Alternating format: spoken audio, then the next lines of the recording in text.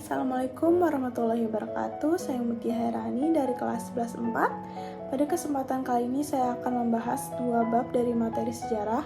Bab 1 yaitu kolonialisme dan perlawanan bangsa Indonesia, dan bab 2 yaitu pergerakan kebangsaan Indonesia. Mengenai bukti awal keterlibatan Nusantara dengan perdagangan internasional dapat kita lihat dari seseorang yang bernama Claudius Ptolemeus yang tinggal di sebuah Mesir, atau tepatnya kota Alexandria. Ia membuat sebuah peta kuno pada abad ke-1 yang di dalamnya terdapat kota Barus, yaitu kota yang berada di Sumatera Utara. Kota Barus merupakan pelabuhan yang sangat penting karena banyak sekali negara-negara lain yang mengincar atau ingin mendapatkan kapur Barus yang berada di kota Barus. Nusantara kita tidak hanya menjadi tempat sumber rempah-rempah dari berbagai negara, tetapi juga menjadi tempat persinggahan dari perdagangan maritim internasional.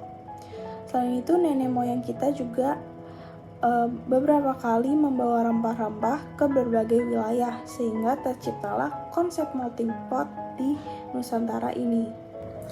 Konsep melting pot sendiri merupakan hasil dari proses interaksi yang sehingga terjadinya saling adopsi dari elemen kebudayaan.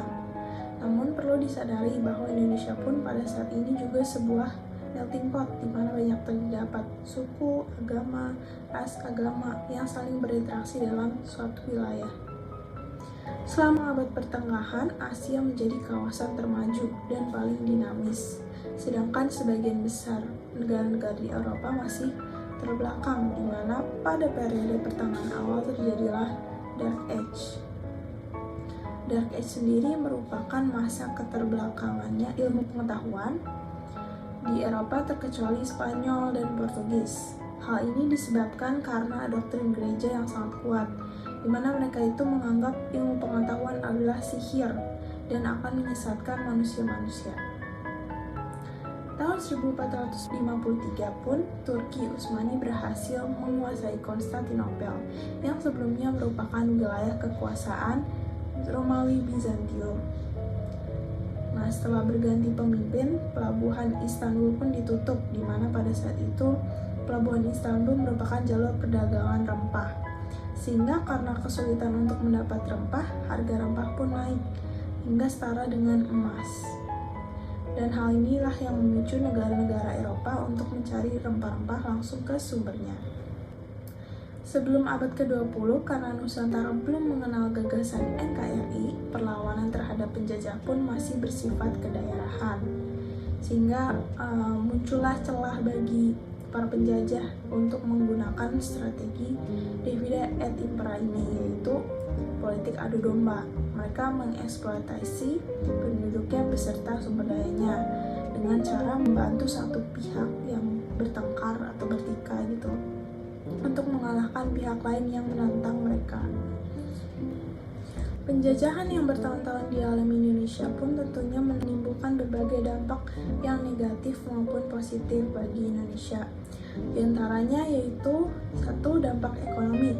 VOC telah mencetuskan sistem kultur silsel di Nusantara, di mana petani dipaksa untuk menanam komoditas sesuai permintaan pemerintah saja di tanah mereka sendiri tanpa mendapatkan keuntungan. Dampaknya Indonesia menjadi mengenal dan memperluas kualitas dari beberapa tanaman ekspor. Yang kedua, dampak urbanisasi. Dampaknya lahirlah hinterland area, yaitu wilayah sekitar kota yang fungsinya memasuk kebutuhan harian kota tersebut, seperti Batavia, Surabaya, Semarang, dan lain-lain. Ketiga, dampak sosial dan budayanya, yakni keterbatasan pribumi dalam memperoleh pendidikan, serta rakyat Indonesia menjadi jarang terlibat dalam perkembangan iptek. Keempat, dampak pada bidang kesehatan dan higienitas, yaitu ketika ada politik etis, keluar kebijakan untuk memfasilitasi pendidikan bagi tenaga medis, sehingga lahirlah profesi dalam dunia kesehatan. Yang kelima, dampak mobilitas sosial, yaitu membuat percepatan mobilitas sosial. yang terjadi di Indonesia. Yang keenam, munculnya sentimen rasial.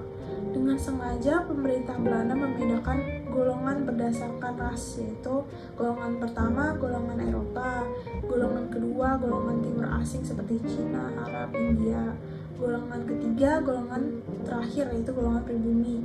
Nah, berbeda dengan pribumi, golongan Cina meskipun diperlakukan tidak adil, mereka lebih makmur karena orang Cina bagi mereka dapat dimanfaatkan dalam posisi perekonomiannya. Dampak politik itu terbentuknya hak oktroy yang dilakukan oleh VOC, di mana dengan hak oktroy ini mereka dapat mengakses tentara, kerajaan, militer, dan lain-lain.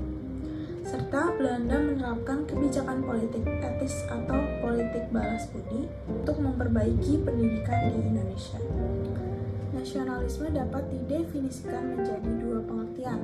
Pertama, nasionalisme merupakan paham kebangsaan yang berdasarkan kejayaan masa lalu. Yang kedua, paham kebangsaan yang menolak penjajahan untuk membentuk negara. Volksraad menjadi salah satu lembaga yang mempengaruhi munculnya kesadaran nasionalisme, di mana ia mempertemukan elit-elit bumi putra dari berbagai daerah yang telah menumbuhkan perasaan senasib, sekaligus kesadaran bahwa pada dasarnya mereka semua itu sama. Indonesia memiliki organisasi yang sangat penting dalam pergerakan nasional yang sebagai berikut. Yang pertama yaitu ada Budi Utomo yang lahir pada 20 Mei 1908, didirikan oleh para pelajar Stovia di bawah pimpinan R. Sutomo dan berasal dari gagasan Dr. Wahidin Sudirohusodo. Salah satu program utamanya yaitu kemajuan bagi Nusa Jawa dan Madura. Kedua, ada Syarikat Islam yang pada awalnya memiliki nama Syarikat Dagang Islam atau SDI yang masih bertujuan memajukan kesejahteraan pedagang Islam. Kemudian setelah menggandeng Haji Cokro Aminoto, namanya diubah menjadi Syarikat Islam, sehingga organisasi ini tidak terfokuskan pada perdagangan saja. Kemudian yang ketiga ada Indis Partij atau IP yang berdiri pada 25 Desember 1912 dan memiliki tokoh utama Douwes Dekker. Tapi organisasi ini dibubarkan karena memiliki tujuan memerdekakan tanah air sehingga pihak VOC tidak menyukainya. Perang Dunia ke-1 yang berlangsung pada 1914 sampai 1918 dimulai dari pembunuhan terhadap pewaris mahkota Austria-Hungaria, sehingga kejadian tersebut memunculkan reaksi perlawanan yang dibantu oleh Jerman dalam mengumumkannya. Pada awalnya kemenangannya diraih oleh pihak Austria-Jerman, namun blok sekutu yaitu Rusia, Prancis, Britania Raya menyerang blok sentral hingga pada tahun 1917 Amerika Serikat memihak blok sekutu. Perang Dunia ke-1 berakhir setelah perjanjian Versailles, yaitu perjanjian damai pasca Perang Dunia ke-1. Kemudian Perang Dunia Kedua, salah satu pemicunya yaitu ketidakstabilan politik dan ekonomi di Jerman, serta kebencian yang berkepanjangan atas persyaratan yang diberlakukan oleh perjanjian Versailles yang membuat kebangkitan kekuatan Adolf Hitler dan Partai Pekerja Jerman dalam bahasa Jerman dan Partai Nazi dalam bahasa Inggris.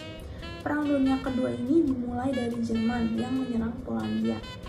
Lalu 2 hari kemudian Prancis dan Inggris menyatakan perang terhadap Jerman yang memulai Perang Dunia Kedua.